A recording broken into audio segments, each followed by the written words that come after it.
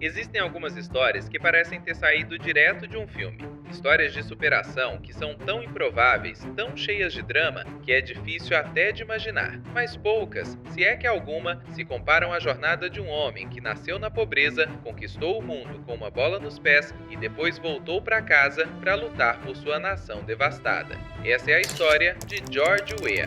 Em 1995, o mundo do futebol se curvou a um rei africano, um cara que sozinho parecia um time inteiro, combinando força, velocidade e uma calma mortal na frente do gol. O nome dele era George Weah e ele tinha chegado ao topo. Mas enquanto ele levantava a bola de ouro em Paris, seu país, a Libéria, afundava em uma das guerras civis mais brutais da história moderna. Esta não é apenas a história de como um jogador se tornou uma lenda, é a história de como essa lenda se tornou o maior símbolo de esperança para um povo que não tinha mais nada. Esta é a incrível e improvável saga de George Weah. Nossa história começa em Clara Town, uma favela nos arredores de Monróvia, capital da Libéria. Nascido em 1966, George Taulon Mané Weah foi criado pela avó em meio a dificuldades que a maioria de nós nem consegue imaginar. As ruas de terra eram seu primeiro campo, e suas primeiras bolas de futebol eram muitas vezes apenas um monte de trapos amarrados. A vida era uma luta, e o futebol era mais do que um jogo, era uma válvula de escape.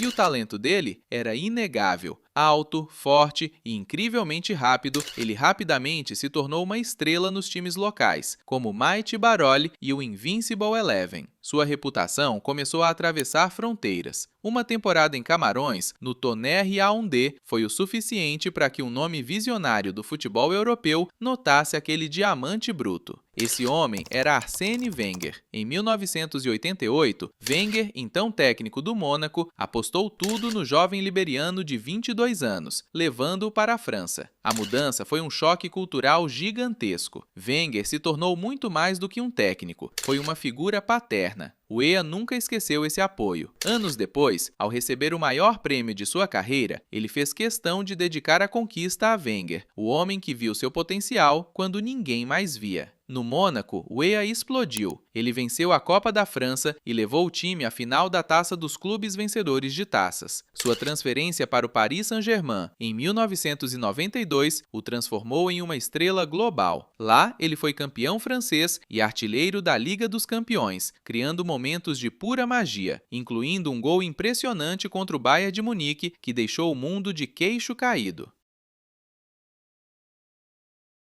Em 1995, a maior potência do futebol da época, o Milan, bateu em sua porta. Ele havia chegado ao topo absoluto do esporte. E foi naquele mesmo ano que algo incrível aconteceu. A revista France Football mudou as regras da Bola de Ouro, o prêmio individual de maior prestígio do futebol. Pela primeira vez, jogadores de qualquer nacionalidade que atuassem em clubes europeus poderiam concorrer. O primeiro vencedor dessa nova era foi George Weah. Naquele ano, ele não só levou a Bola de Ouro, como também foi eleito o melhor jogador do mundo pela FIFA. Ele se tornou o primeiro e, até hoje, o único jogador africano a ganhar a Bola de Ouro. Aquilo foi mais do que um troféu, foi um marco. Um homem nascido na pobreza de um país em guerra era oficialmente o melhor jogador de futebol do planeta. Aquele momento transcendeu o esporte, quebrando barreiras e abrindo as portas da Europa para toda uma geração de talentos africanos que viria depois dele. Enquanto George Weah brilhava nos estádios iluminados da Europa, a Libéria era consumida pelas trevas. A Primeira Guerra Civil Liberiana, que começou em 1989, foi um conflito de uma selvageria inimaginável, que deixou mais de 250 mil mortos e um país em ruínas. Weah, o herói nacional, assistia ao massacre de longe, com o coração partido. Mas ele não se contentou com a glória pessoal. Ele usou sua fama e, principalmente, sua fortuna como uma arma pela paz. Ele se tornou o embaixador da boa vontade da ONU, viajando o mundo para pedir o fim da guerra em seu país. E ele foi além. A seleção da Libéria, conhecida como Lone Stars, Estrelas Solitárias, era um reflexo do país, quebrada e sem recursos. Então, Weah basicamente se tornou o time. Ele pagou do próprio bolso as despesas de viagem, uniformes e até salários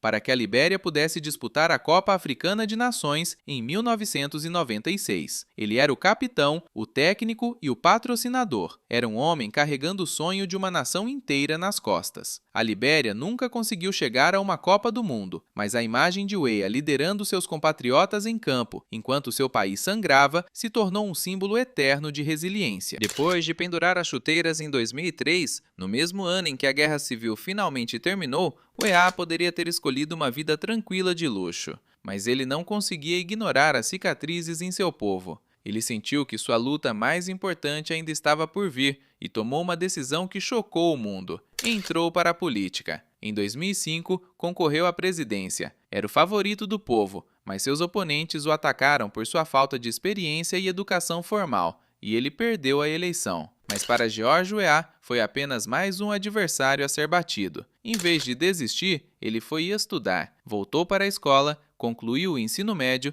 e formou-se em administração de empresas e gestão pública. Em 2017, ele tentou de novo, desta vez como um político com formação e uma plataforma clara. No final daquele ano, George Weah venceu a eleição presidencial com mais de 60% dos votos. O menino de Claratal havia conquistado sua maior vitória. Sua presidência de 2018 a 2024 foi marcada por desafios gigantescos. Ele enfrentou críticas, mas também implementou projetos importantes, como educação universitária pública gratuita. No fim, a história de George Weah nos mostra o impacto que um pioneiro, um farol de esperança e um líder pode ter. A trajetória de George Weah é cheia de momentos marcantes. Qual parte da história dele mais te impressionou? Foi sua ascensão no futebol, seu trabalho humanitário durante a guerra ou sua jornada incansável até a presidência? Conta pra gente aqui nos comentários. E se você se inspira com histórias incríveis como esta, não se esqueça de curtir, compartilhar e se inscrever no canal para não perder os próximos vídeos. Até a próxima!